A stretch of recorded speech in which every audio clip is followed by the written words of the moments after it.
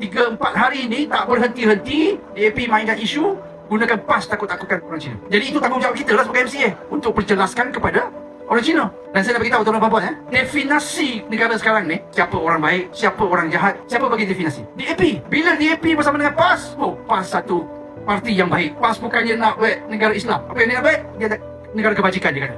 Dia jaga semua India, Cina, dia bersihkan image PAS. Bila PAS tidak bersama mereka, PAS ni Islam ekstrim, dia kata. So bila dah 60 tahun dia kritik UMNO, tak berhenti DAP kritik UMNO. Nak tubuh kerajaan perpaduan, dia punya cara nak bersihkan UMNO. UMNO jadi satu parti yang terbaik, Zahid jadi seorang pemimpin yang terbaik. Semua dibaik-baikkan kerana DAP memberikan definisi siapa orang baik, siapa orang buruk. Percayalah, kalau mereka tak cukup tiket atau kerusi nak bina kerajaan, nanti mana-mana kerajaan, bila dia perlukan kita, dia akan tukar. Ataupun bila mereka perlukan, contohnya Perikatan Nasional, itu akan tukar. Dah lama cukup lah tuan-tuan dan puan. Di bawah mereka sudah cukup cara labelkan yang ini rasis, yang itu ekstrim, yang ini keagamaan, yang itu kaum. Cukuplah.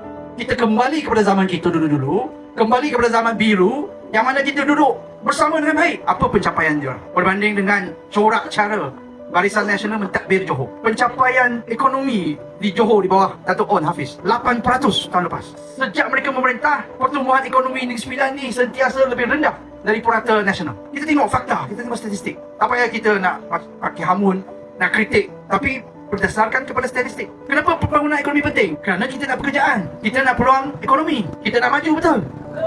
Jadi, kita kena kembalikan kepada Barisan Nasional. Boleh? Kali ini, kita ada calon yang baik. John Seow tak payah saya nak perkenalkan, kan? Yang ramai orang tempatan, dah bersama dengan kita, dah lama masuk kampung, dah lama berkempen, menjaga semua. Masa kita pencalonan, Dato' Sri Jalal kata apa? Dia dah giant. Kita nak jadikan dia giant killer. Boleh?